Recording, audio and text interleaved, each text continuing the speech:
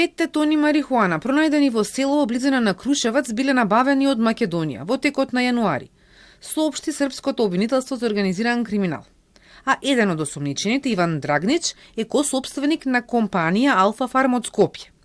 За обвинителите индикативно е тоа што фирмата е за производство и преработка на медицински канабис.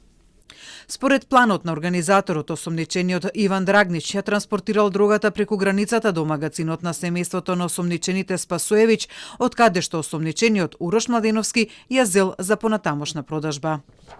5 мина се осомничени за неовластено производство и дистрибуција на дрога. Меѓу тројцата што вчера добија притвор, според иницијалите е и Драгнич. Според јавно објавените податоци, Драгнич е еден од четворицата сопственици, но и управител на Друштвото за производство, промет, трговија и услуги Алфа Фарм од Скопје. Нема оставено број или електронска пошта за контакт. Дали Македонското министерство за внатрешни е информирано? Дали се истражува како 5 тони марихуана ја поминале границата? Каква е поврзаноста на најголемата српска наркоафера со земјава? Од МВР без детали. Министерството за внатрешни работи презема соодветни оперативно-тактички мерки и активности согласно полициските овластувања. Воедно ве информираме дека македонската полиција на високо ниво соработува и разменува тековни информации со партнерските полиции од регионот и Европа.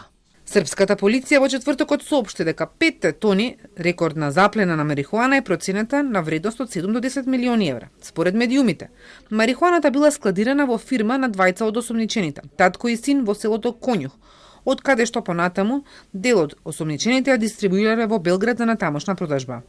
Таткото е општински советник во Крушевац од партијата Српска напредна странка. Премиерот Мицкоски нема сознанија за наркоаферата за марихуаната набавена од Македонија која завршила во Србија.